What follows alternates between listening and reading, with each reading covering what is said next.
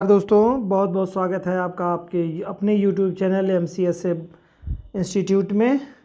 दोस्तों हम लोग सिविक्स के प्रश्नों को कर रहे हैं, जिसमें हम लोग विधायिका के प्रश्नों को देख रहे हैं और संभवतः ये हमारा दूसरा वीडियो हो चुका है। 2 वीडियो पहले हो चुके हैं, यानी कि 3 वीडियो लगभग हो चुके हैं इसके। ये चौथा वीडियो हम लोगों का आप लोगों के सम्मुख है और इसके माध्यम से हम लोग लगभग करीब में विधायिका से संबंधित जितने भी प्रश्न बन सकते हैं, लगभग सारे प्रश्नों को हम लोगों ने देख लिया है और बचे हुए जो प्रश्न आपके हैं वो भी 1 या 2 वीडियो में और भी कंप्लीट हो जाएंगे। जिस तरह न्यायपालिका के 4 वीडियो बने थे, उसी तरह लगभग करीब में 5 या 6 वीडियो में हम लोग विधायिका को भी अच्छी तरीके से समझ लेंगे और उम्मीद करता हूं कि आपको सारे सेगमेंट बेहतरीन लग रहे होंगे, समझ में आ रहा होगा। चाहे वो इकोनॉमिक्स हो, चाहे वो हिस्ट्री हो, चाहे वो ज्योग्राफी हो और चाहे वो सिविक्स हो, सभी सब्जेक्टों पे अच्छी पकड़ बन रही होगी। और साथ ही साथ आप लोगों के लिए ग्रामर की क्लासेज जो स्टार्ट की गई हैं दोस्तों, बहुत ही बेहतरीन आप लोगों के लिए हैं। इंग्लिश एक महत्वपूर्ण सेगमेंट है, तो आप लोग उसको भी एंजॉय करिए, समझिए। जो दिक्कत होती है वो आप कमेंट बॉक्स में लिख सकते हैं और फैकल्टी पूरी तरह से आपके प्रश्नों को, जो भी समस्याएं हैं, उसको सॉल्व करने के प्रयास में लगी हुई है और हमेशा इस तरह से आपके हित में होता रहेगा। जो भी बेहतरीन हम लोग कर सकते हैं एकेडमी के माध्यम से। आइए प्रश्नों को स्टार्ट करते हैं दोस्तों। आज के शानदार प्रश्नों की श्रृंखला को देखते हैं। पहला प्रश्न आप लोगों के सामने उपस्थित है। पहला प्रश्न कह रहा है, भारत की संसद किसके द्वारा मंत्रिपरिषद के कृत्यों के ऊपर नियंत्रण रखती है? यानी कि भारत की जो पार्लियामेंट है ना भाई, भारत की जो पार्लियामेंट है उसके बारे में कह रहा है। भारत की संसद जो है, ठीक है, भारत की संसद के बारे में कह रहा है। भारत की पार्लियामेंट किसके ऊपर नियंत्रण रखती है, मतलब किसके माध्यम से नियंत्रण रखती है। मैं थोड़ा इसको नीचे कर दूँ, ठीक है। अभी क्या है, भारत की संसद किसके की द्वारा मंत्रिपरिषद के कृत्यों पर के ऊपर नियंत्रण करती है। ठीक है, भारतीय जो संसद है ना भाई, मंत्रिपरिषद के कृत्य यानी मंत्रिपरिषद यानी कि कहिए कार्यपालिका, कार्यपालिका, ठीक है, इसको कह सकते हैं आप कार्यपालिका। और संसद मतलब यानी कि विधायिका, विधायिका, ठीक है, विधायिका। तो अब इस प्रश्न को 2 तरह से आप कर सकते हैं। एक प्रश्न का स्वरूप होगा कि भारत की, पहला जो लिखा हुआ है, भारत की संसद किसके द्वारा मंत्रिपरिषद की कृतियों पर नियंत्रण रखती है, ये हो सकता है। दूसरा स्वरूप इस प्रश्न का हो सकता है कि विधायिका किसके माध्यम से या किसके द्वारा कार्यपालिका के कृत्यों पर के ऊपर नियंत्रण रखती है। ठीक है, तो ये प्रश्न आपका इस तरह से बन सकता है। चलिए देखते हैं क्या कृत्यों के माध्यम से संसद जो है और मंत्रिपरिषद पर नियंत्रण रखती है। पहला कह रहा है स्थगन प्रस्ताव द्वारा, दूसरा कह रहा है प्रश्नकाल द्वारा, तीसरा कह रहा है अनुपूरक प्रश्न द्वारा और चौथा कह रहा है शून्यकाल के द्वारा और 5वां कह रहा है उपयुक्त में से सभी। तो आपका क्या जवाब होगा दोस्तों? तो जरा समझ लीजिए आप लोग कि स्थगन प्रस्ताव ला करके भी जो विधायिका है वो कार्यपालिका पर नियंत्रण रखती है। प्रश्न पूछ करके भी, प्रश्नकाल के माध्यम से भी जो है विधायिका कार्यपालिका पर नियंत्रण रखती है। यानी कि सारे जो सांसद जो विधायक हैं वो सारे क्या करते हैं, जो सांसद हैं, अगर केंद्र की बात हो रही, लोकसभा राज्यसभा की बात हो रही है, तो जो सांसद लोग हैं हमारे, वो प्रश्न पूछकर बाकी जो शेष जो सांसद जो सरकार में नहीं है या सरकार में मंत्री पद पर नहीं है, वो सभी लोग क्या करते हैं, कार्यपालिका से प्रश्न पूछ करके उस पर नियंत्रण रखते हैं। और अनुपूरक प्रश्न यानी कि प्रश्न का जो पूछने पे जो जवाब दिया गया है, पुनः उस पर जो है जवाब पर प्रश्न पूछने को अनुपूरक प्रश्न कहते हैं। इसके माध्यम से भी नियंत्रण रखा जाता है कार्यपालिका पर विधायिका द्वारा। और शून्यकाल तो आप जानते ही हैं कि जो प्रश्नों की एक श्रृंखला होती है, यहाँ पर प्रश्न पूछे जाते हैं शून्यकाल में। 0 हार वाला जो घंटा है आपका, ठीक है, उसमें जो है जो शून्यकाल जो पूछा जाता है 12 से 1 के मध्य का जो चलता है, इसमें भी जो है कार्यपालिका पर नियंत्रण रखा जाता है। तो इस प्रकार से ये सभी सेगमेंट आपके हो जाएंगे। तो आपका आंसर जो हो जाएगा वो उपयुक्त में से सभी हो जाएगा दोस्तों। चलिए नेक्स्ट प्रश्न की तरफ चलते हैं। दूसरा आपका प्रश्न है, कह रहा है लोकसभा के नियंत्रण के लिए नामांकन पत्र, लोकसभा के निर्वाचन के लिए, सॉरी दोस्तों नियंत्रण मैंने पढ़ दिया, निर्वाचन के लिए नामांकन पत्र, लोकसभा के निर्वाचन के लिए नामांकन पत्र। अब इसमें क्वेश्चंस ऑप्शंस दे रहा है और डिटेल इसमें नहीं कुछ लिखा है। पूछ रहा है क्या, इसमें पूछेगा आपसे इस कूट को सेंटेंस कौन सा कंप्लीट कर रहा है, यानी कि लोकसभा के निर्वाचन के लिए नामांकन पत्र, यहाँ पर सेंस मुझे लगता है इसमें कि कौन कर सकता है, इस तरह से। तो कह रहा है भारत के निवास करने वाले किसी भी व्यक्ति द्वारा दाखिल किया जा सकता है। नहीं भाई, किसी भी व्यक्ति के द्वारा कैसे दाखिल किया जा सकता है, अगर पागल और दिवालिया हो, ठीक है, या उस पर करप्शन के चार्जेज हो, या सरकारी पद पर आसीन हो, लाभ के पद पर, तो ये सब चीज़ें नहीं कर सकता, उसको त्यागपत्र देना पड़ेगा। तो ये सभी नहीं कह सकते हैं इसमें। तो पहला नामांकन पत्र सभी नहीं दाखिल किए कर सकते हैं। दूसरा कह रहा है जिस निर्वाचन क्षेत्र में जिस निर्वाचन से चुनाव लड़ा जाना है वहाँ के किसी निवासी द्वारा दाखिल किया जा सकता है, नहीं, ऐसा भी नहीं है। तीसरा कह रहा है भारत के किसी नागरिक द्वारा जिसका नाम किसी निर्वाचन क्षेत्र में मतदाता सूची में दाखिल किया जा सकता है। जी हाँ, बिल्कुल ये सही आपका प्रश्न है और आंसर है। और चौथा कह रहा है भारत के किसी भी नागरिक द्वारा दाखिल किया जा सकता है, नहीं, बिल्कुल नहीं किया जा सकता है। इसमें आपका जो जवाब होगा वो सबसे सटीक होगा। मतदाता सूची में जब नाम होगा तभी लोकसभा के आप किसी भी क्षेत्र से निर्वाचित हो सकते हैं, जिस आपका भारत के किसी भी नागरिक के द्वारा जिसका नाम किसी भी निर्वाचन क्षेत्र में है, ठीक है, कहीं पर्टिकुलर जहाँ से लड़ रहा है वहाँ ज़रूरी नहीं है, किसी का नाम जो है जिसका नाम किसी निर्वाचन क्षेत्र में, यानी कि जितने भी लोकसभा सीटें क्षेत्र हैं 550, उसमें से किसी एक क्षेत्र में उसका नाम होना चाहिए और कहीं से भी चुनाव लड़ सकता है। मतदाता सूची में अगर नाम है तो दाखिल किया जा सकता है। ये सबसे सटीक और सबसे बेहतरीन जवाब है आपका। तो तीसरा ऑप्शन राइट हो जाएगा दोस्तों। अगला क्वेश्चन जो 3rd नंबर का है उसमें प्रश्न पूछ रहा है भारतीय संविधान के किस अनुच्छेद के तहत संसद की सदस्यता के लिए आहार्यता सुनिश्चित करता है। ये कौन सा आर्टिकल है जो कि संसद के लिए आहार्यता निश्चित करता है, संसद सदस्य की, ठीक है, सदस्यता के लिए आहार्यता सुनिश्चित करता है, यानी योग्यता को कौन बताता है, कौन सा आर्टिकल है जो संसद सदस्यों की योग्यता के बारे में बताता है। आहार्यता मतलब जो मिनिमम उसकी जो एक तरह से कहिए कि मिनिमम योग्यता रखने वाला व्यक्ति ही सांसद बन सकता है, निर्वाचन मतलब चुनाव लड़ सकता है। तो वो कौन सा है दोस्तों, वो कौन सा आर्टिकल है, तो देख लीजिए अनुच्छेद 85 है, अनुच्छेद 86 है, अनुच्छेद 84 है, अनुच्छेद 87 है। तो जवाब आपका बिल्कुल आ जाना चाहिए दोस्तों।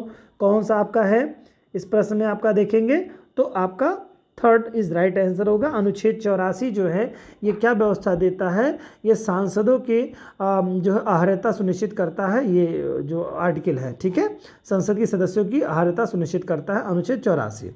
चलिए चौथा क्वेश्चन आपका है निम्नलिखित कथनों पर विचार करना है आपको, ठीक है, विचार करके आपको बताना है, क्या बताना है, कूट के माध्यम से बताना है। चलिए विचार करना है और बताना है कौन सा कथन सही है। तो क्या दो स्टेटमेंट है इनमें दोनों में से दोनों सही है या कोई एक दो सही है दोस्तों। क्या कह रहा है, लोकसभा, पहले ऑप्शन लीजिए, लोकसभा अथवा राज्यसभा की विधानसभा, लोकसभा अथवा राज्य की विधानसभा, ठीक है, सॉरी यहाँ पर लिखा है आपका लोकसभा और राज्य की विधानसभा, लोकसभा और राज्य की विधानसभा के बारे में लिखा है यहाँ पे, राज्य की विधानसभा के बारे में, लोकसभा और राज्य की विधानसभा के निर्वाचन में जीतने वाले उम्मीदवार को निर्वाचित घोषित किए जाने के लिए किए गए मतदान का कम से कम 50% पाना अनिवार्य है। नहीं भाई, ये 50% नहीं है, जितने भी उम्मीदवार होंगे उनमें सबसे अधिक मत पाना आवश्यक है। 50% की बाध्यता इसमें नहीं है, तो ये स्टेटमेंट गलत हो जाएगा। ये 50% की जो बाध्यता कह दे रहे हैं, इस कारण से स्टेटमेंट ये गलत हो गया दोस्तों आपका, ठीक है। और दूसरा देखिए क्या कहता है, दूसरा कह रहा है भारत के संविधान में अधिक कथित उपबंध के अनुसार लोकसभा में अध्यक्ष का पद बहुमत वाले दल को जाता है तथा उपाध्यक्ष का पद विपक्ष को जाता है। ये तो बात सही कह रहा है। क्या कह रहा है, लोकसभा के अध्यक्ष का पद बहुमत वाले को और उपाध्यक्ष का पद विपक्ष को जाता है, ये तो सही है। लेकिन इसमें आगे स्टेटमेंट कह रहा है भारत के संविधान में अधिक कथित उपबंध के अनुसार, यानी कि भारतीय संविधान में ये लिखित है, ये कहना रहा अधिकथित कह रहा है उपबंध, अधिकथित उपबंध यानी कि संविधान में दिया गया है, जबकि ये बात संविधान में नहीं दी गई है, व्यवहारिकता में है कि हमेशा स्पीकर सत्ता पक्ष का होता है और उपाध्यक्ष विपक्ष का होता है। ये व्यवहार्यता है, ना कि संविधान के द्वारा वर्णित है। तो ये भी स्टेटमेंट गलत हो गया। तो इस प्रकार पहला और दूसरा दोनों कथन सत्य नहीं है, इनमें से यही हो जाएगा। तो कौन से कथन सही हैं, तो इसमें से कह रहा है कि पहला दूसरा, तो यह कोई नहीं वाला जो ऑप्शन चौथा है बिल्कुल ही राइट हो जाएगा आपका, ठीक है। चलिए दोस्तों 5वां प्रश्न लेते हैं हम लोग। प्रश्न है, जब संसद के दोनों सदनों की संयुक्त बैठक में कोई विधेयक निर्दिष्ट किया जाता है तो इसे किसके द्वारा पारित किया जाना होता है। जब संसद के दोनों सदनों द्वारा संयुक्त बैठक में जब संसद द्वारा दोनों सदनों की संयुक्त बैठक में कोई विधेयक, तो जानते हैं दोनों सदनों की जो बैठक होती है संयुक्त बैठक होती है, केवल उसमें साधारण विधेयक पर ही बैठक होती है, विधेयक निर्दिष्ट किया जाता है, तो इसे किसके द्वारा पारित किया जाना होता है, तो सीधे से किसके द्वारा होगा भाई, तो सीधी सी बात है आपका, इसके वहाँ पर कौन पारित करेगा, कैसे होता है, ये क्या विशेष बहुमत से होता है, साधारण बहुमत से होता है, तो यही प्रश्न है। उपस्थित सदन तथा मत देने वाले सदस्यों के साधारण बहुमत से, ठीक है। दूसरा कह रहा है उपस्थित तथा मतदान देने वाले सदस्यों के 3/4 बहुमत से। तीसरा कह रहा है दोनों सदनों के 2/3 बहुमत से। और चौथा कह रहा है सदनों का पूर्ण बहुमत, सदनों का पूर्ण बहुमत ये कह रहा है आपका। तो इसमें से कौन सा हो जाएगा दोस्तों, देखिए होता क्या है कि जब संयुक्त बैठक आर्टिकल कितने में है आपको 108 में वे वर्णित की गई है कि राष्ट्रपति 108 के तहत दोनों सदनों की संयुक्त बैठक को बुलाते हैं, आहूत करते हैं, ठीक है। 108 के तहत करते हैं, तो वहाँ पर फिर कैसे बहुमत किस आधार पर होता है, तो वहाँ पर दोस्तों उपस्थित जो सदन में सदस्य होते हैं, जितने उपस्थित होते हैं, और मतदान जो करते हैं सदस्यों के, उसमें साधारण बहुमत से होता है, यानी जितने भी उपस्थित हैं सदस्य, जितने उपस्थित हैं, मान लो जैसे अभी आपका 250 अधिकतम राज्यसभा की है, 550 अधिकतम लोकसभा की है, तो कुल मिला के लगभग 800 सदस्य है। अब मान लो उपस्थित है केवल 500 सदस्य, तो 500 सदस्यों का बहुमत होना चाहिए। बहुमत का मतलब यानी कि 251 सदस्य हो जाएंगे तो विधेयक पारित हो जाएगा, जितने भी सदस्य उपस्थित हैं वो हो जाएगा, ठीक है। ये सेंस यहाँ पर प्रश्न था, तो पहला ऑप्शन राइट हो जाएगा। चलिए नेक्स्ट प्रश्न पे चलते हैं मित्रों। अगला प्रश्न आपका है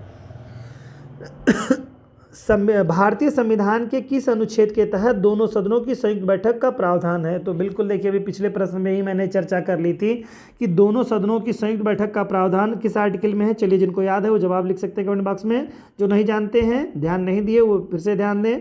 अनुच्छेद 107 में है, पहला कह रहा है अनुच्छेद 107, दूसरा कह रहा है अनुच्छेद 106, और तीसरा कह रहा है अनुच्छेद 108, और चौथा कह रहा है अनुच्छेद 105। तो किसमें वर्णित किया गया है दोस्तों, अनुच्छेद 108 में वर्णित किया गया है, ठीक। अनुच्छेद 108 में वर्णित किया गया है, ठीक। तो ये हमेशा ध्यान में रखिएगा, अनुच्छेद 108 हो जाएगा आपका, 108 जो है राइट आंसर हो जाएगा आपका, ठीक है।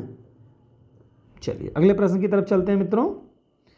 किसी विधेयक पर गतिरोध की स्थिति में दोनों सदनों की संयुक्त बैठक निम्न किस परिस्थिति में बुलाई जाती है, ठीक है। कब बुलाई जाती है संयुक्त बैठक, अभी मैंने इसका हिंट दिया था, जवाब दीजिए फटाफट दोस्तों। कह रहा है यदि किसी विधेयक को दूसरे सदन के द्वारा अस्वीकार कर दिया जाता है, ठीक है, तो क्या हो जाएगा, तो ये तो बिल्कुल सही है, दोनों कोई अस्वीकार करेगा तभी तो सहमत की हो, अगर दोनों पारित कर देंगे तो फिर बुलाने का कोई मतलब ही नहीं रह जाएगा। चलिए पहला तो सही हो गया आपका। दूसरा कह यदि सदन विधेयक में किए गए संशोधनों से सहमत ना हो, हाँ तो बिल्कुल है भाई, अगर सदन विधेयक से सहमत ना हो, कोई एक सदन ना सहमत हो, तो संयुक्त बैठक का प्रावधान किया जाएगा, ये भी सही है। यदि दूसरे सदन ने विधेयक प्राप्ति के 6 महीने के बाद भी कोई कार्रवाई नहीं की है, हाँ बिल्कुल, अगर साधारण विधेयक है, विधेयक के बारे में देखिए कौन सा विधेयक करते हैं, संयुक्त बैठक का प्रावधान सिर्फ साधारण विधेयक में है दोस्तों, ना ही संविधान संशोधन विधेयक में है, ना ही विशेष जो बहुमत वाले विधेयक हैं, 2/3 बहुमत वाले विधेयक, उनके लिए किसी के लिए भी नहीं ये प्रावधान किया गया है। केवल संयुक्त बैठक का प्रावधान जो है साधारण विधेयक के लिए है, ठीक है, और ना तो धन विधेयक के लिए है, ना ही आपका संविधान संशोधन विधेयक के लिए है, ठीक है। चलिए, ना ही कोई विशेष बहुमत वाले विधेयक के लिए है, तो ये भी होगा। तो उपरोक्त में से क्या हो जाएगा दोस्तों, सभी हो जाएंगे, उपरोक्त में से सभी हो जाएंगे। और एक जान लीजिए कि किसी विधेयक पर गतिरोध की स्थिति में दोनों सदनों की संयुक्त बैठक लगभग 3 कंडीशन है, 3 कंडीशन में बुलाई जा सकती है। मैंने अभी आपको बताया पहले क्या कंडीशन थी, 3 कंडीशन में बुलाया जा सकता है। पहली कंडीशन आप ध्यान से सुन लीजिए, यदि किसी विधेयक को दूसरे सदन के द्वारा अस्वीकार कर दिया जाता है, यानी कोई एक सदन अस्वीकार कर देता है तो बुलाया जा सकता है, ठीक। नेक्स्ट है, यदि सदन विधेयक में दिए गए संशोधनों से सहमत ना हो, यानी कि सदन दिए गए संशोधनों से सहमत ना हो, जो अभी यहाँ पे दूसरे में लिखा हुआ है, ये तीनों कंडीशन है।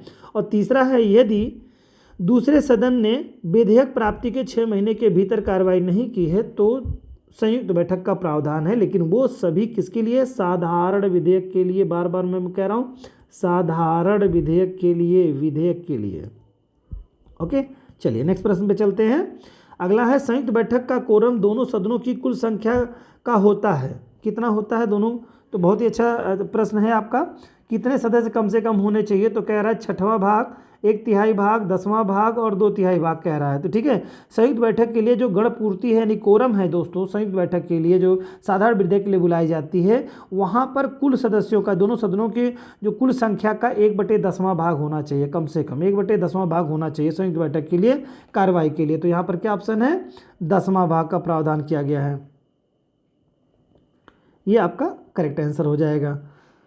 और संयुक्त बैठक का प्रावधान केवल साधारण विधेयक एवं वित्त विधेयक के बारे में ही उपलब्ध है। तो एक बात मैंने कहा, साधारण विधेयक कहा था ना मैंने आपको, साधारण विधेयक मैंने कहा विधेयक, और इसके अलावा वित्त विधेयक पर भी है, वित्त विधेयक, ठीक है, वित्त विधेयक। और देख लीजिए 2 तरह के और विधेयक होते हैं, धन विधेयक होता है, संविधान संशोधन विधेयक में संयुक्त बैठक का कोई प्रावधान नहीं है। तो फिर से एक बार मैं चर्चा कर ले रहा हूँ, देखिए साधारण विधेयक पर हो सकता है, वित्त विधेयक पर, यानी 2 विधेयक हैं जिन पर संयुक्त बैठक का प्रावधान है, धन विधेयक और संविधान संशोधन विधेयक। संविधान संशोधन विधेयक पर संयुक्त बैठक का कोई प्रावधान नहीं है मित्रों। तो ध्यान सुनिएगा आप लोग, बहुत अच्छे से दिमाग में अपने बैठा लीजिए इस बात को। क्लियर? चलिए नेक्स्ट प्रश्न पे चलते हैं। भारत में अविश्वास प्रस्ताव के विषय में निम्नलिखित कथनों पर विचार कीजिए। अविश्वास प्रस्ताव से संबंधित कथनों पर आपको विचार करना है दोस्तों। इसमें आपको बताना क्या है, चलिए यहाँ पर 4 कूट दे रहे हैं, ठीक है, 4 हैं आपको, तो इसमें आपको बताना है ऑप्शन में, ठीक है। तो क्या होगा इसमें? पहला क्या कह रहा है, क्वेश्चन फिर से एक बार देख लीजिए। कह रहा है अविश्वास प्रस्ताव के विषय में निम्नलिखित कथनों पर, अविश्वास प्रस्ताव के बारे में कह रहा है, कौन से कथन आपके सही या गलत हैं ये बताना है आपको। चलिए, तो कह रहा है भारत के संविधान में किसी अविश्वास प्रस्ताव का कोई उल्लेख नहीं है। तो क्या है भाई, उल्लेख किया गया है अविश्वास प्रस्ताव का? उल्लेख नहीं, बिल्कुल नहीं किया गया है। अविश्वास प्रस्ताव का उल्लेख कहीं पर भी नहीं संविधान में किया गया है, बिल्कुल सही बात यह कह रहे हैं। दूसरी बात कह रहे हैं ये अविश्वास प्रस्ताव केवल लोकसभा में ही पूरा स्थापित किया जा सकता है, पूरा स्थापित होना चाहिए, पूरा नहीं, पूरा स्थापित किया जा सकता है, बिल्कुल सही है लोकसभा में, क्योंकि जो जनता चुन करके आएगा वो इसी में तो जो है अविश्वास प्रस्ताव लेकर के आएंगे, जो सरकार जहाँ से कार्यपालिका बनेगी। तो इस नाते ये भी सही हो गया। तीसरा क्या कह रहा है, केंद्र सरकार के मामले में अविश्वास प्रस्ताव को लोकसभा में लाया जाता है, जबकि राज्य सरकारों के मामले में अविश्वास प्रस्ताव को संबंधित राज्य की विधानसभा में लाया जाता है, ठीक है। तो बिल्कुल सही कह रहे हैं ये भी। केंद्र सरकार क्या कर रहा है, फिर से एक बार देखिए, केंद्र सरकार के मामले में अविश्वास प्रस्ताव लोकसभा में लाया जाता है, जबकि राज्य सरकारों के मामले में अविश्वास प्रस्ताव जो है विधानसभा में लाया जाता है, ना कि विधान परिषद। इसी तरह जैसे राज्यसभा और लोकसभा है केंद्र में, तो लोकसभा में अविश्वास प्रस्ताव आएगा, उसी तरह से जिन राज्यों में आपकी विधायिका द्विसदनीय है, जैसे आप जानते हैं भारत के 6 राज्यों में ही वर्तमान समय में, जम्मू एंड कश्मीर को भी ले लेंगे तो 7 राज्य आपके हैं, 7 राज्यों में ही विधानसभा मतलब जो विधानमंडल है वो द्विसदनीय है। कौन कौन से है? उत्तर प्रदेश में है, बिहार में है, और आंध्र प्रदेश में है, तमिलनाडु में है, महाराष्ट्र और कर्नाटका, और साथ ही साथ जम्मू एंड कश्मीर। कुल 7 आपके राज्य पड़ते हैं। हालांकि अब वो राज्य न रह करके केंद्र शासित प्रदेश हो गया है जम्मू एंड कश्मीर। तो 7 राज्य हैं जहाँ पर आपके, जी हाँ, जो है 7 राज्य हैं, आंध्र प्रदेश, तेलंगाना, महाराष्ट्र और कर्नाटका और बिहार, साथ ही साथ उत्तर प्रदेश, ठीक है। 6 हो गए, जम्मू एंड कश्मीर 7 हो गया। कि जहाँ पर अविश्वास प्रस्ताव अगर लाया जाएगा ना मित्रों, तो कहाँ पर लाया जाएगा? ये विधान परिषद में नहीं लाया जाएगा, अगर राज्यों का है तो विधानसभा में लाया जाएगा, ठीक है। और इसी तरह से जो है केंद्रीय जब अविश्वास प्रस्ताव आएगा तो लोकसभा में आएगा। तो इस तरह से तीसरा भी ऑप्शन सही है। और चौथा क्या कह रहा है, उपयुक्त सभी कथन सत्य हैं, बिल्कुल सही कह रहा है, चौथा सभी कथन सत्य हैं। चलिए 10 नंबर का प्रश्न है, भारत के संविधान के निम्नलिखित में से कौन से अनुच्छेद में विधान परिषद के उत्सादन और सृजन के उपबंध अंतर्दृष्ट हैं? विष्ट होना चाहिए, ब नहीं होना चाहिए, विष्ट, अंतर्विष्ट जो है यहाँ पर थोड़ा त्रुटिपूर्ण लिखा है, मैं यहाँ पर करेक्ट कर दे रहा हूँ। अंतर्विष्ट ऐसे होना चाहिए, अंतर्विष्ट है, ठीक है, अंतर्विष्ट है। यहाँ पर ये ऐसे स्टेटमेंट ये रहेगा, ऐसे अंतर्विष्ट है। अब किस अनुच्छेद में है दोस्तों, देखिए क्या कह रहा है, भारत के संविधान का निम्नलिखित में से कौन सा अनुच्छेद विधान परिषद के उत्साधन और सृजन यानी कि समाप्ति और सृजन के बारे में किस अनुच्छेद में है। तो आप जान लीजिएगा कि संविधान का अनुच्छेद, चलिए बताइए ऑप्शन, देखिए फिर आंसर दे रहा हूँ। 173 में, 169 में, 356 में, 182 में। तो जवाब दीजिए फट से दोस्तों। चलिए आपका 169 हो जाएगा। संविधान के अनुच्छेद 169 में विधान परिषद के निर्माण और उत्साधन के बारे में उल्लेख किया गया है, ठीक है। अब ये कैसे किया जाता है थोड़ा इस पर भी मैं आपको बता देना चाहूँगा। राज्य द्वारा विधानसभा में 2/3 बहुमत से विधान परिषद के गठन, अगर राज्य की विधानसभा जो है दोस्तों क्या है, विधानसभा राज्य की जो विधानसभा है ये अपने जो कुल सदस्य उसके 2/3 बहुमत से विधान परिषद के गठन के बारे में अगर चाहती है या उसकी समाप्ति के बारे में कहती है। उत्साधन मतलब समाप्ति होता है, उत्साधन शब्द यूज होता है यहाँ पर, इसका मतलब होता है समाप्ति यानी समाप्त करना चाहता है, समाप्ति करना चाहता है। तो उसको क्या करना होगा कि संकल्प पारित करना, 2/3 बहुमत से संकल्प जो है संसद के पास भेजना होगा अपना सहमति के साथ। तत्पश्चात साधारण बहुमत से पारित कर विधान परिषद के निर्माण व समाप्ति की पूरी प्रक्रिया करती है, ठीक है। कौन, लोकसभा जो है साधारण बहुमत से फिर कर लेती है। अगर विधान परिषद यहाँ पे 2/3 बहुमत से, विधानसभा अगर जो है 2/3 बहुमत से पास कर देती है तो संसद के पास भेजती है, संसद उसे साधारण बहुमत से पारित कर विधान परिषद के निर्माण तथा समाप्ति की प्रक्रिया पूरी कर लेता है, ठीक है दोस्तों। और ये विधान परिषद का जब निर्माण होगा और या उत्साधन यानी समाप्त किया जा सकता है उसको। क्लियर हो गया। चलिए तो आपको बिल्कुल अच्छे से समझ में आ गया होगा। अगला प्रश्न है मित्रों 11 नंबर का, भारतीय संविधान का कौन सा अनुच्छेद संवैधानिक तंत्र की विफलता के आधार पर राष्ट्रपति द्वारा राज्यों में राष्ट्रपति शासन लागू किए जाने से संबंधित है। बहुत ही सरल प्रश्न है तो मैं इसको बहुत समय नहीं लूंगा। 356 है, 360 है, 352 है, 366 है। तो अब राज्यों के बारे में यहाँ शब्द यूज किया है, देखिए राज्य तंत्र में यहाँ क्या कह रहा है, संवैधानिक तंत्र विफल हो जाने के आधार पर, ठीक है। भारतीय संविधान का कौन सा अनुच्छेद संवैधानिक तंत्र विफल हो जाने पर राष्ट्रपति द्वारा राज्यों में राष्ट्रपति शासन लागू करता है। तो राज्यों में संवैधानिक तंत्र हो जाएगा तो 356 आपका बिल्कुल आंसर बिल्कुल करेक्ट होना चाहिए, अनुच्छेद 356 हो जाएगा। और ये तो 352 जो है राष्ट्रीय आपात हो जाएगा सशस्त्र विद्रोह पे, और 360 जो है वित्तीय आपात हो जाएगा, ठीक है। ये बातें बताई गई हैं। चलिए नेक्स्ट प्रश्न है, भारतीय संविधान के किस अनुच्छेद में विधानसभा के अध्यक्ष एवं उपाध्यक्ष से संबंधित प्रावधान किया गया है। बहुत ही बेहतरीन प्रश्न है दोस्तों। विधानसभा के अध्यक्ष और उपाध्यक्ष के बारे में किस आर्टिकल में उल्लेख किया गया है। अनुच्छेद 182 में, अनुच्छेद 183, अनुच्छेद 184, अनुच्छेद 150। जवाब बिल्कुल आ जाना चाहिए बहुत तेजी से। चलिए पहला ऑप्शन बिल्कुल राइट है, अनुच्छेद 182 के तहत जो है विधानसभा के अध्यक्ष और उपाध्यक्ष के से संबंधित प्रावधान किया गया है आपका। नेक्स्ट प्रश्न है, निम्नलिखित में से कौन सी एक सबसे बड़ी संसदीय समिति है। कौन सी एक सबसे बड़ी संसदीय समिति है। तो ये तो सबको पता होगा दोस्तों। पहला है लोक लेखा समिति कह रहा है, दूसरा कह रहा है प्राक्कलन समिति, तीसरा कह रहा है सरकारी उपक्रम, और चौथा कह रहा है याचिका समिति। तो आप जान लीजिए सबसे बड़ी जो समिति है वो क्या है, प्राक्कलन समिति है। ये 30 सदस्यीय समिति होती है, ठीक है। और ये कैसी होती है, 30 सदस्यीय समिति होती है जो कि सबसे बड़ी समिति होती है, ठीक है। इसके बाद लोक लेखा समिति के बारे में कह रहा है 22, जिसमें से आप देखेंगे प्राक्कलन समिति में सभी 300 सदस्य कहाँ होते हैं, लोकसभा से ही होते हैं। ये सारे सदस्य कहाँ से होते हैं, लोकसभा से। और ये लोक लेखा समिति में 22 सदस्य कुल होते हैं, 15 लोकसभा से होते हैं, 7 राज्यसभा से होते हैं, ठीक है। तो इस तरह से मैंने समितियों के वीडियो बना के रखा है दोस्तों, उसको आप जानना चाहें तो देख सकते हैं और अच्छे से समझने के लिए। चलिए अगले प्रश्न पर चलते हैं मित्रों। 15 नंबर प्रश्न है, यदि राज्यसभा किसी धन विधेयक में सारभूत संशोधन करती है तो तत्पश्चात क्या होता है। क्या करती है, यदि राज्यसभा किसी धन विधेयक में सारभूत संशोधन करती है तो क्या होगा। क्या होगा, उनके पास कोई पावर ही नहीं है, आप जानते ही हैं। तो क्या होगा, देखिए पढ़ते हैं क्या कह रहा है ऑप्शन।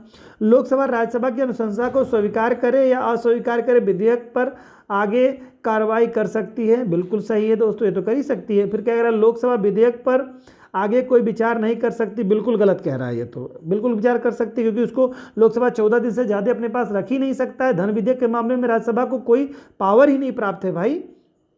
ठीक है। अगला क्वेश्चन क्या कह रहा है, अगला ऑप्शन कह रहा है लोकसभा विधेयक को पुनर्विचार के लिए राज्यसभा को लौटा सकती है। नहीं, ये नहीं करती है, लोकसभा नहीं करती है बिल्कुल। राज्यसभा एक बार कह सकती है, फिर उसके बाद दोबारा अगर लोकसभा रिटर्न करती है तो उसको बिल्कुल उनको पारित ही करना होगा, रोक नहीं सकते। 14 दिनों से ज़्यादा वो रोक नहीं सकते अपने पास, वो मान लिया जाएगा पारित हो गया है। राष्ट्रपति विधेयक को पारित करने के लिए संयुक्त आहूत करता है। नहीं, धन विधेयक के लिए मैंने बताया था, और संविधान संशोधन विधेयक के लिए बिल्कुल नहीं आहूत कर सकता है। 108 के तहत राष्ट्रपति सिर्फ आहूत कर सकता है किसके लिए, आपके साधारण बहुमत वाले कानून के लिए, और दूसरे इसके अलावा वित्त विधेयक के लिए कर सकता है, धन विधेयक के लिए नहीं। ठीक है, तो चलिए पहला इसमें करेक्ट आंसर हो जाएगा दोस्तों, बाकी सब त्रुटिपूर्ण हो जाएंगे। तो आपको मुझे लगता है बहुत अच्छे से समझ में आ गया होगा। चलिए अगले प्रश्न पे चलते हैं भाइयों।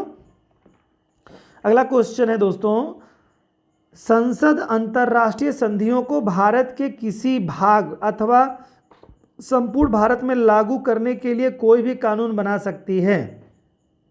ठीक है, बना सकती है, कैसे बना सकती है, क्या कह रहा है, पहला कह रहा है सभी राज्यों की सहमति से, ठीक है, दूसरा कह रहा है बहुसंख्यक राज्यों की सहमति से, तीसरा कह रहा है संबंधित राज्यों की सहमति से, चौथा कह रहा है किसी राज्य की सहमति के बिना।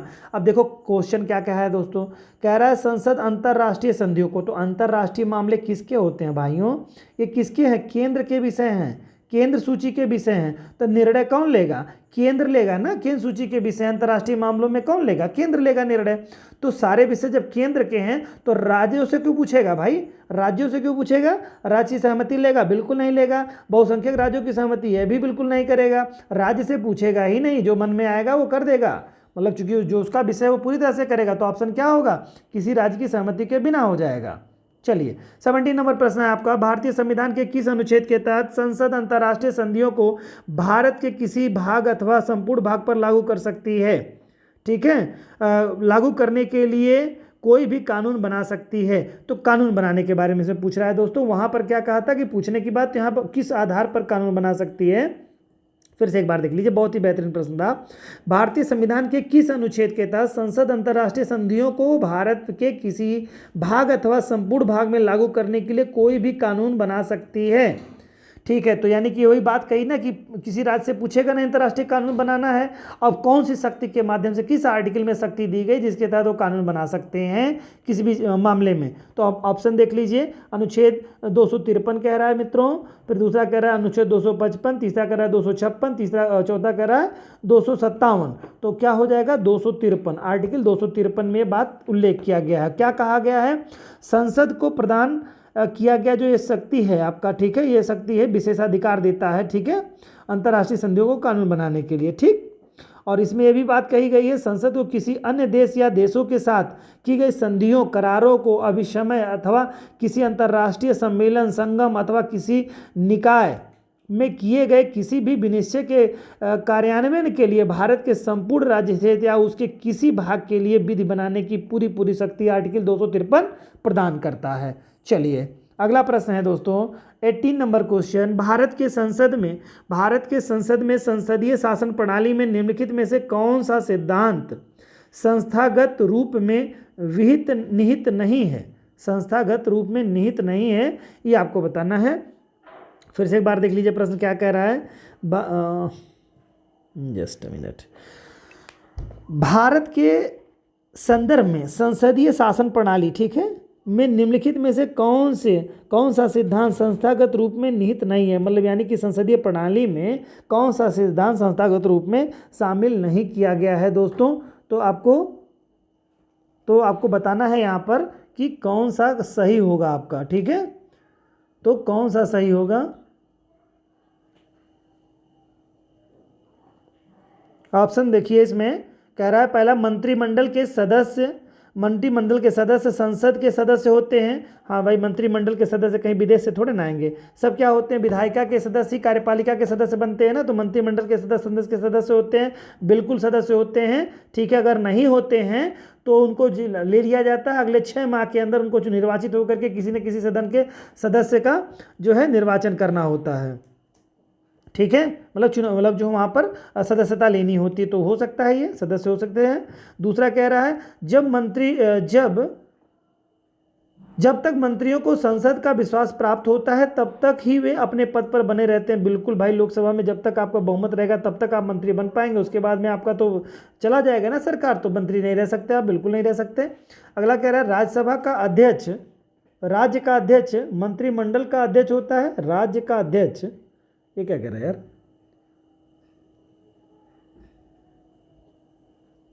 राज्य का अध्यक्ष मंत्रिमंडल का अध्यक्ष होता है। नहीं, ये राज्य का अध्यक्ष जो होता है, राज्य का अध्यक्ष, देखिए राज्य का मतलब हो गया, यहाँ पर बात हो रही है अगर दूसरी, देखिए स्टेट की बात कर रहा है तो राज्यपाल हो जाएगा, और अगर संघ के परिप्रेक्ष्य में कह रहा है, सेंट्रल के परिप्रेक्ष्य में कह रहा है, तो वहाँ पर आपका क्या हो जाएगा, राष्ट्रपति महोदय हो जाएंगे, राष्ट्रपति। ठीक है, तो यहाँ पर चूंकि हम लोग संसद पढ़ रहे हैं तो संसद की बात आ रही है, यानी कि हम लोग राष्ट्रपति की बात कर रहे हैं। ठीक है, देखिए पॉलिटी, राज्य जब शब्द कहता है इसका मतलब केंद्र की बात यानी कंट्री की बात करता है। ठीक है, तो राज्य का अध्यक्ष मंत्रिमंडल का अध्यक्ष होता है, नहीं मंत्रिमंडल का अध्यक्ष नहीं होता है, ये कार्यपालिका का अध्यक्ष होता है। ठीक है, कार्यपालिका का अध्यक्ष होता है। ठीक है, तो ये गलत हो जाएगा, बाकी सब सही है आपके, पहला और दूसरा सही है, कोई नहीं इसमें दे रहा है। तो इसमें आपको बताना क्या था, इसमें आपको बताना है दोस्तों कि ये आपका ऑप्शन ये गलत हो जा रहा है, कह रहा है कि निहित नहीं है, सिद्धांत निहित नहीं है, तो ये तीसरा केवल गलत हो जाएगा, बाकी सब सही है। ठीक है, 90 नंबर प्रश्न है दोस्तों, किस अनुच्छेद में यह प्रावधान किया गया है कि भारत का उपराष्ट्रपति राज्यसभा का पदेन सभापति होता है। आर्टिकल दे रहा है 89। ठीक है, दूसरा कह रहा है 89, 100, ये ब्रैकेट में होना चाहिए, 189 1, दूसरा कह रहा है 189 2, और तीसरा कह रहा है 189 3। इस तरह से आपका ये आर्टिकल इसमें देने का प्रयास किया गया है। तो कौन सा होगा आपका 100 आपका 89 में कौन सा हो जाएगा आपका। ठीक है, तो जरा बताइए दोस्तों, पहला कह रहा है आर्टिकल 89 दे रहा है, फिर कह रहा है 89 1 कह रहा है, और फिर कह रहा है आर्टिकल 89 2, फिर कह रहा है आर्टिकल 89 3। तो कौन सा होगा दोस्तों, जल्दी से बताइए, फट से जवाब आपका आ जाना चाहिए। ठीक है, क्या कह रहा है, उपराष्ट्रपति राज्यसभा का पदेन सभापति होता है, ये कौन सा आर्टिकल कह रहा है, तो दोस्तों ये आर्टिकल कह रहा है 89 1 कह रहा है इसमें। ठीक है, 89 1 में एक बात कही गई है कि जो है उपराष्ट्रपति राज्यसभा का पदेन सभापति होगा। नेक्स्ट क्वेश्चन है दोस्तों, और आज का ये आखिरी क्वेश्चन 20 नंबर का क्वेश्चन है। उम्मीद है कि आप लोगों को क्वेश्चंस में मजे आए होंगे, और बहुत ही संक्षिप्त रूप में इस वीडियो को मैंने बनाने का प्रयास किया है कि जैसे हमारे मित्र बहुत तेज़ी से रिवीजन कर लें प्रश्नों को, और एंजॉय करिए इस तरह के प्रश्नों हो। कोई कमी होगी, कोई फीडबैक होगा तो आप निश्चित तौर से कमेंट बॉक्स में लिख सकते हैं, पूरी तरह से उस पर हम अमल करने का प्रयास करेंगे।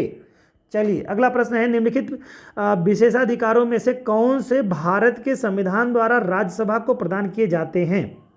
निम्नलिखित विशेषाधिकारों में से कौन से भारत के संविधान द्वारा राज्यसभा को प्रदान किए जाते हैं। राज्यसभा को कौन से अधिकार जो है विशेषाधिकार भारत के संविधान द्वारा प्रदान किए जाते हैं, अब ये आपको बताना है इसमें। चलिए, पहला कह रहा है राज्य का वर्तमान राज्य क्षेत्र परिवर्तित करना और राज्य का नाम परिवर्तित करना, ये प्रावधान किया जा सकता है क्या। ठीक है, इसमें कह रहा है कि राज्यसभा को प्रदान किए गए हैं तो नाम प्रदान किया जाता है कि नहीं किया जाता है, तो ये चीज़ें प्राप्त हैं, नहीं भाई ये चीज़ तो नहीं प्राप्त है इनको। ठीक है, दूसरा कह रहा है संसद को कह रहा है इसमें जो संसद के लिए राज्य को राज्यसभा के नियम बनाने और एक अथवा एकाधिक अखिल भारतीय सेवाओं का सृजन करने हेतु सशक्त बनाने के लिए एक प्रस्ताव पारित करना। हाँ बिल्कुल, देखो क्या कह रहा है दोस्तों, राज्यों को राज्य सूची के नियम बनाने और दूसरा कह रहा है एक अथवा अधिक अखिल भारतीय सेवाओं के सृजन करने का सशक्त प्रावधान किया गया। जी हाँ बिल्कुल सही है, अनुच्छेद 249 के तहत किसी राज्य सूची के विषय के में जो है, ठीक है 249 के तहत राज्य सूची में जो नियम बनाने के लिए ये लोक संसद को शक्ति दे सकता है, ये बात बिल्कुल सही है। फिर कह रहा है एक अखिल भारतीय सेवाओं का सृजन जो कर रहा है ये अनुच्छेद 312 के तहत करता है, तो ये राज्यसभा की ये निश्चित तौर से ये विशेष शक्तियाँ हैं नियम बनाने के लिए, राज्य सूची के विषय पर नियम बनाने के लिए इसको शक्ति दी गई। तो आर्टिकल जो 2 है आपका यहाँ पर ये बिल्कुल करेक्ट हो रहा है, यहाँ पर सही है आपको। तीसरा कह रहा है दोस्तों राष्ट्रपति की निर्वाचन प्रक्रिया में संशोधन करना और राष्ट्रपति की सेवानिवृत्ति के पश्चात उनकी पेंशन निर्धारित करना, ये राष्ट्रपति की निर्वाचन प्रक्रिया में संशोधन करना ये राज्यसभा का काम है क्या। नहीं बिल्कुल नहीं है इसका, ये भी गलत हो गया, तो केवल दूसरा आपका करेक्ट जा रहा है। तीसरा देखते हैं, चौथा क्या कह रहा है, चुनाव आयोग के क्रियाकलापों का निर्धारण और चुनाव आयुक्तों की संख्या निर्धारित करना। नहीं, बिल्कुल नहीं, ये भी नहीं है आपका, चौथा भी आपका ऑप्शन करेक्ट नहीं है। आपका केवल और केवल ऑप्शन जो करेक्ट हो रहा है दोस्तों, वो कौन सा हो रहा है, ऑप्शन केवल सेकंड करेक्ट हो रहा है।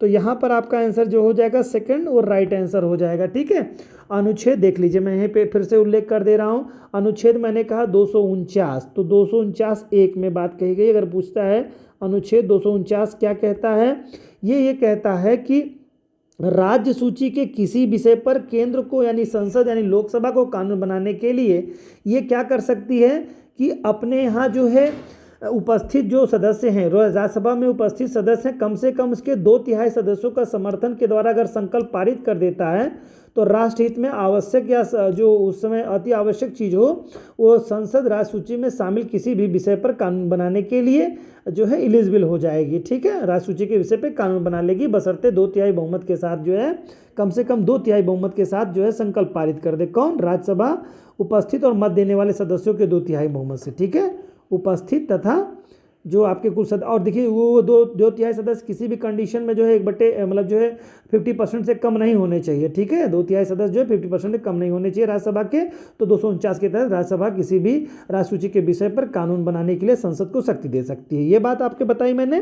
फिर दूसरी बात आपको मैंने बताई, अनुच्छेद 312 में जो है 312(1), ये भी ध्यान रखिएगा, 312 में ये उल्लेख किया गया है कि राज्यसभा उपस्थित और मत देने वाले सदस्यों के 2/3 सदस्य, यानी 2/3 सदस्य हमें इसके लिए भी हैं, 2/3 सदस्य इसके लिए भी हैं। अनुच्छेद 249 राज्य सूची के विषय पे कोई कानून बनाना है, राष्ट्रीय हित का है, तो राज्यसभा अनुच्छेद 249 के तहत अपने उपस्थित सदस्यों के 2/3 बहुमत से अगर विधेयक पारित कर देती है तो लोकसभा कानून बना देगी। उसी तरह से सेम वही है कि जब अखिल भारतीय सेवाओं का सृजन करना है, उसके लिए अपने सदन में उपस्थित सदस्यों के 2/3 बहुमत से अगर सदन विधेयक पारित कर देती है तो उसके लिए लोकसभा कानून बना सकती है। ठीक है, या राज्यसभा खुद ही कानून बना लेती है, 2/3 सदस्य समर्थन में हो तो राष्ट्रहित में ऐसा करना आवश्यक है। अगर ऐसा प्रतीत होता है तो संसद विधि द्वारा संघीय प्रदेश और राज्यों के लिए सम्मिलित या अधिक अखिल भारतीय, एक या एक से अधिक अखिल भारतीय सेवाओं का सृजन करने के लिए उपबंध कर सकती है। ये बात बताई गई है। इसके तहत अखिल भारतीय न्यायिक सेवाओं को भी शामिल किया जाता है। ये थोड़ी सी बात जानिएगा।